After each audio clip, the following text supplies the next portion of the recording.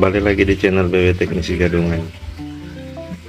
Saat ini kita kedatangan 3 buah tamu Philips leher lebar 10 watt.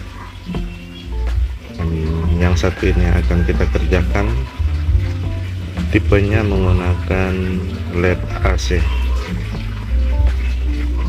Jadi ini memang asli LED bawaan, maksud saya mesin bawaan dari Philips jenis LED AC. Kita langsung keluarkan,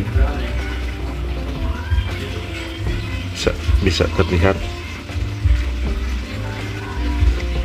untuk mesin LED AC bawaan dari Philips. Biasanya ciri-cirinya seperti ini, menggunakan kapasitor milar pada input AC nya ya.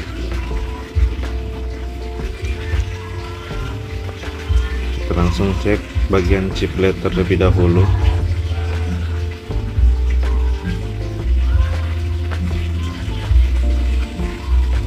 Menggunakan tes auto volt.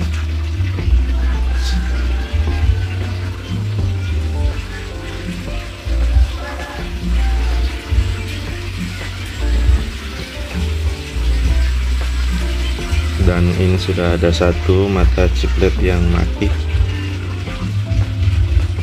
Lebih amannya kita akan mengganti keseluruhan dari chip LED-nya.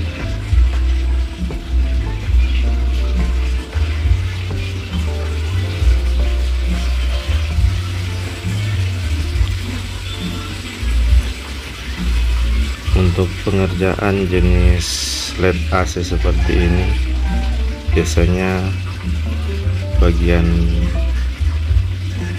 mesin tidak saya lepas semua. Kita cek dulu tegangan per chip LED nya berapa volt, dan akan kita ganti dengan chip LED dengan tegangan kerja yang sama.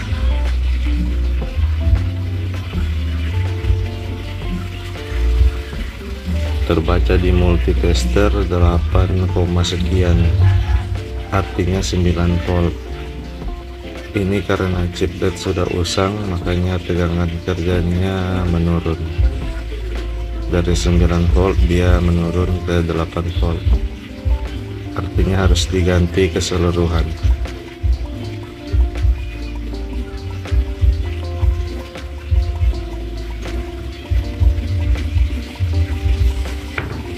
Kita harus melepas kapasitor milarnya, karena kapasitor milar biasa tidak tahan panas saat melakukan pemanasan chip LED.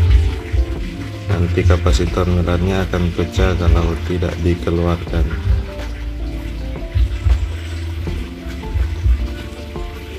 Langsung kita hancurkan saja untuk mata LED agar mempermudah proses pelepasan sebentar.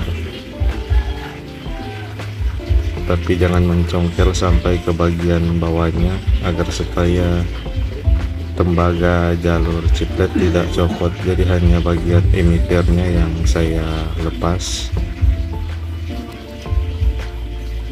Kita lepaskan kabel inputnya, karena akan mengganggu pada proses pemanasan sebentar.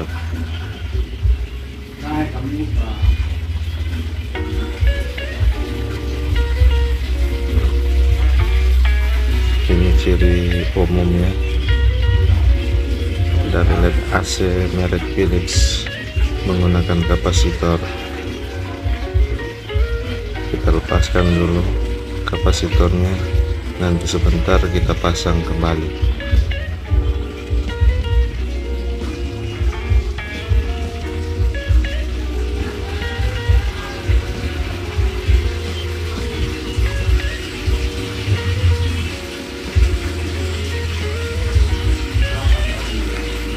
Langsung saja, agar supaya PCB tidak rusak, kita bantu melepas chip LED-nya menggunakan solder seperti ini. Tapi di sini saya lupa untuk mengganti mata soldernya, jadi disarankan rekan-rekan yang mau meniru cara ini, gunakan mata solder yang sudah tidak bagus lagi. Ini saya masih merasa sayang-sayang dengan mata solder karena mata solder yang baru yang saya gunakan saat ini takutnya rusak. Jadi gunakan mata solder lain atau mata solder yang dibuat dari tembaga juga bisa. Tujuannya agar supaya PCB-nya tidak mengelupas. Jadi kita gunakan solder sebagai pelepas dari bagian atas langsung. Kalau kita langsung menggunakan setrika atau mesin pemanas yang lain, nanti PCB-nya akan mengelupas karena biasanya chiplet susah terlepas, apalagi chiplet merek Philips seperti ini. Bila timah matinya masih menempel, akan susah untuk proses pelepasan. Setelah terlepas, langsung kita taruh timah di bagian kaki-kaki chipletnya.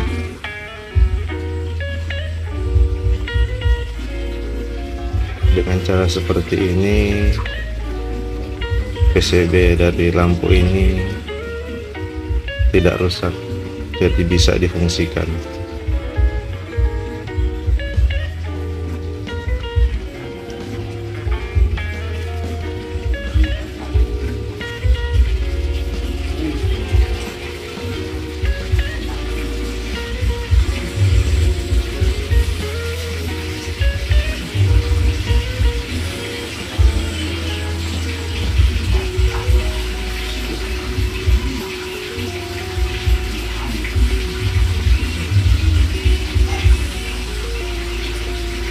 Ada beberapa titik yang perlu kita bantu menggunakan solder karena tidak panas saat menggunakan setrika.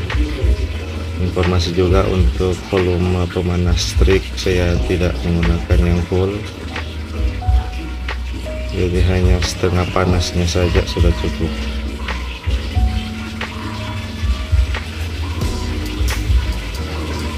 Kita taruh flux dan kita tatak dengan rapi chipletnya.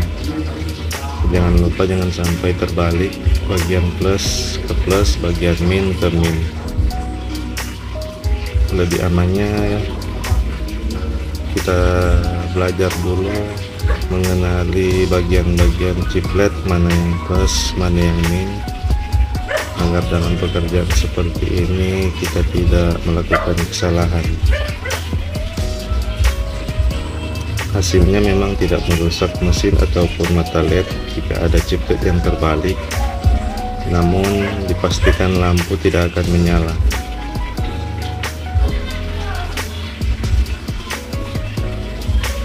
Dari pemanas setrika seperti ini sangat membantu. Kita bisa melakukan pemanasan dari samping seperti ini, jadi tidak perlu melepas mesin-mesin dari lampu ini. Kita bisa langsung melakukan proses pemanasan dari samping. Saya mengalas menggunakan pecahan tehal agar supaya panas dari setrika tidak tembus ke mika yang ada di bawah. Bisa terlihat saya menggunakan mika, jadi sebelum mika itu ada pelepas panas dari setrika berupa pecahan tehel keramik.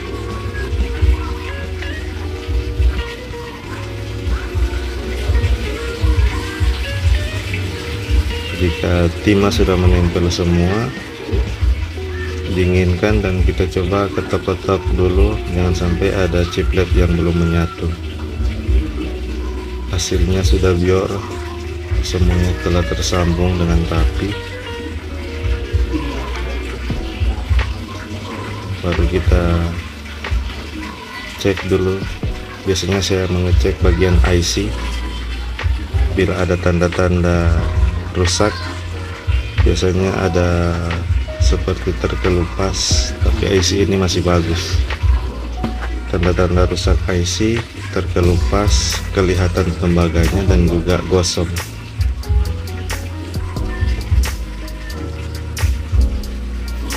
Kita dinginkan menggunakan kipas agar lebih cepat.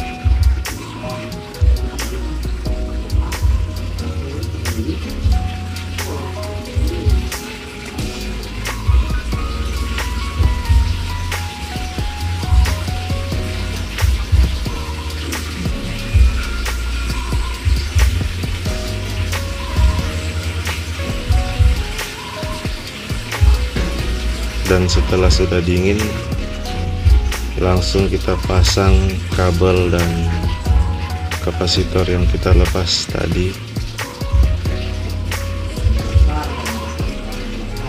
Kemudian kita lakukan pengecekan. Jadi kapasitor ngelar ini bolak-balik, tidak apa-apa, tidak ada polaritasnya. Dianjurkan bagi teman-teman yang mungkin mau belajar memperbaiki barang-barang bekas seperti lampu ataupun yang lain-lain seperti ini, kita belajar dulu dasar-dasar dari listrik. Sudah banyak di media Facebook grup-grup yang khusus untuk pemula, bisa belajar juga melalui YouTube.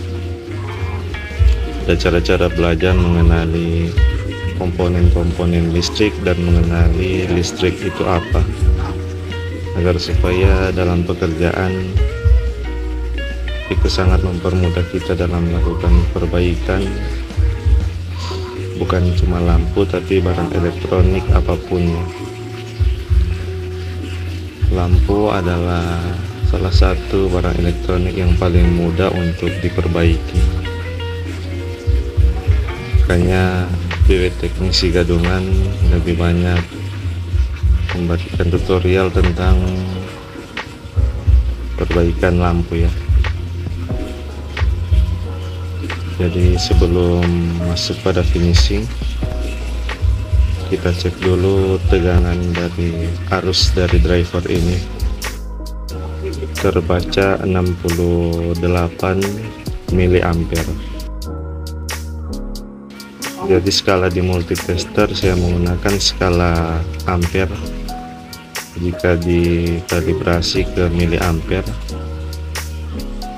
itu menjadi 68 miliampere, dan jika dijadikan ke watt dikali dengan tegangan PLN didapat 15 watt sekian, dan itu sudah over.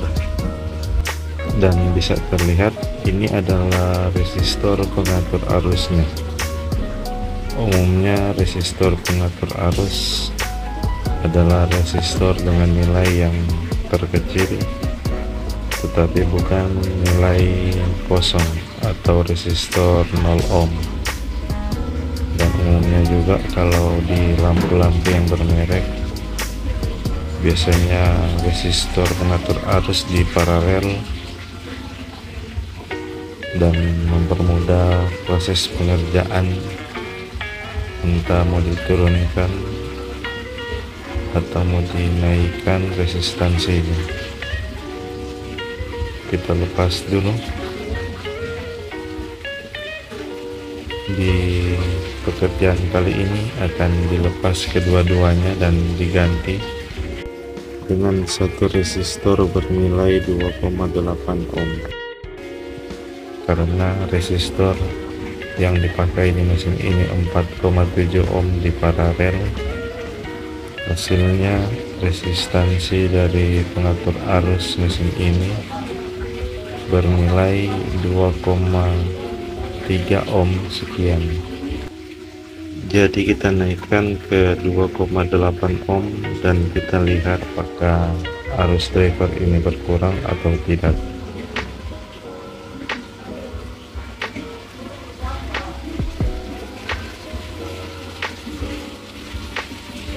Kita solder di sini, dan untuk resistor bolak-balik tidak apa-apa. Bagi yang telah mengetahui dasar-dasar elektronik pasti tahu resistor tidak memiliki polaritas atau tidak memiliki kutub positif ataupun kutub negatif.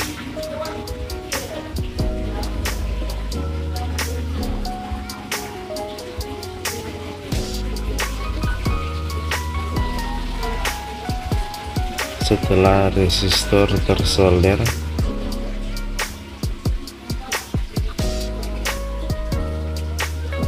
langsung kita atur untuk mengukur arusnya berapa dan menentukan watt dari lampu ini dengan mengalinya dengan tegangan dari PLN 220 volt.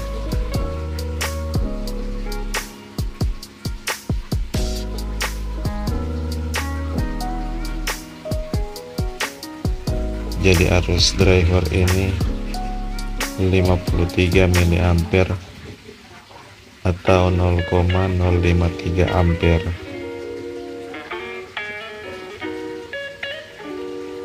Dengan jumlah chiplet 13 pieces, maka ketika dikalikan dapatnya 11,66 watt. Jadi sudah cukup untuk jumlah chiplet 13 pieces, tidak akan mempercepat usia dari chiplet. Bisa terbaca di bodi lampu tertera 10 watt. Jadi kita naikkan ke 11 watt tidak apa-apa. Asal syaratnya untuk jumlah chiplet ada di atas 12 chiplet. Jadi walaupun wattnya 11 watt, lampu ini tidak akan cepat untuk putus.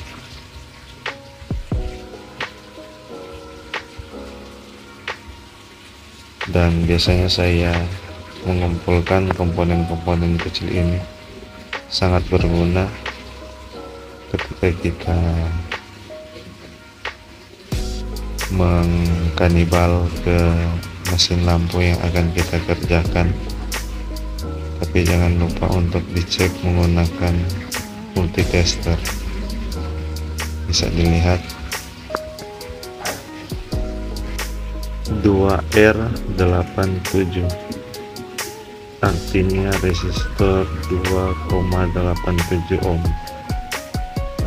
atau 2,8 ohm. Untuk angka yang terakhir biasanya dalam skala resistor adalah pengaliannya, tapi sudah saya cek menggunakan multitester, itu 2,8 ohm. Lampu ini sudah selesai diperbaiki, tinggal kita bersihkan bagian-bagian sisa silikon dari bekas lampu ini. Kita akan menggantinya dengan silikon yang baru agar supaya transfer panas dari lampu ke bodi lampu, maksud saya dari PCB LED ke bodi lampu, tersalurkan dengan baik. Bodi lampu dari lampu seperti ini fungsinya bukan cuma untuk menutup bagian mesin lampu, tapi juga sebagai pelepas panas dari chiplet ini. Ketika menyala mengeluarkan panas dan lampu tidak akan mudah putus.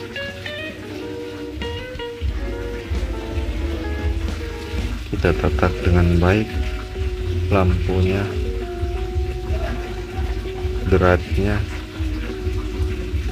dan inilah finishing lampu ini sudah jadi ya. Dan terima kasih ke teman-teman yang sudah menonton video ini sampai selesai, apalagi yang telah mensubscribe channel ini. Semoga video-video yang saya bagikan dapat membantu rekan-rekan, entah bagi pemula ataupun bagi yang ingin mengetahui cara-cara perbaikan lampu seperti apa.